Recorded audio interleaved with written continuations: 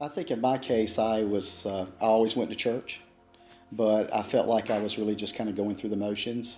I don't think I was getting the feelings that I should have or having my faith expressed the way that it should have been.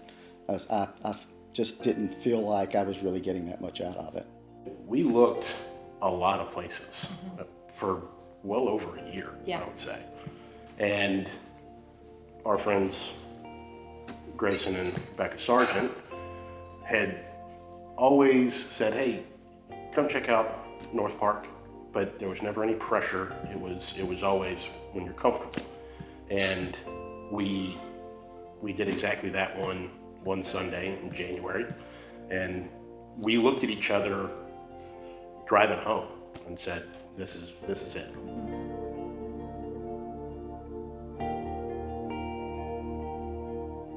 Being at Northpark and our relationship becoming closer to God because of the people we've surrounded ourselves with, and getting involved and becoming part of a small group, which neither one of us would have ever done years ago either.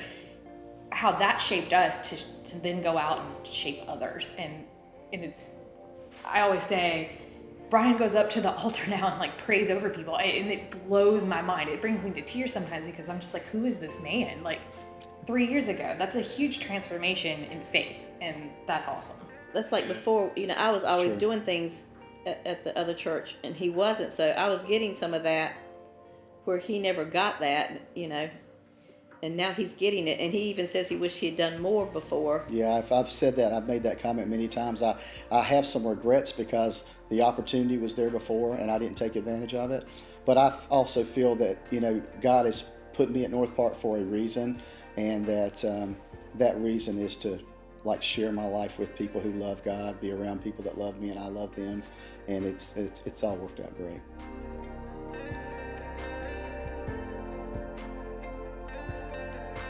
Life group's a big thing.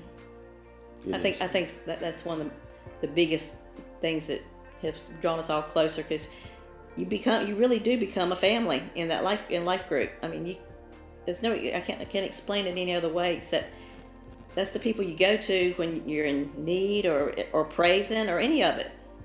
Yeah, because we eat together, we study together, we pray together at life group, and it's a wonderful experience. And you feel like, okay, I'm here amongst a bunch of friends, and God's just dropped in. It's a wonderful feeling. It's just meant so much to us.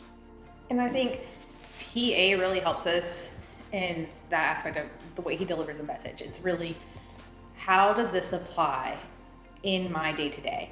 I'm not just reading the Bible, but I'm consuming what the key takeaways of this is, and I can go out and apply this now. So when that aversion or something pops up, we can truly reflect on things we've learned or talked about in small group and say, okay, I can go back, and before I react in a way that I normally would have or respond in a way that I normally would have, I can sit there and say, okay, this is what I remember. We talked about this. This is how I should go about doing that. And instead of that knee-jerk reaction, and I think that was one of our biggest selling points about Northpark, is that it was so relatable.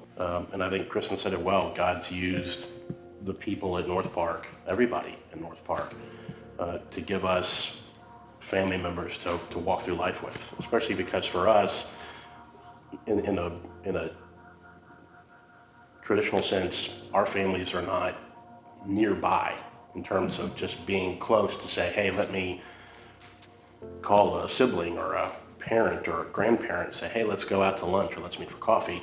And so but we still have this sense of being a part of a really big, great family. So God's using Northpark to help us get through life knowing that you got plenty of people there to help you through it.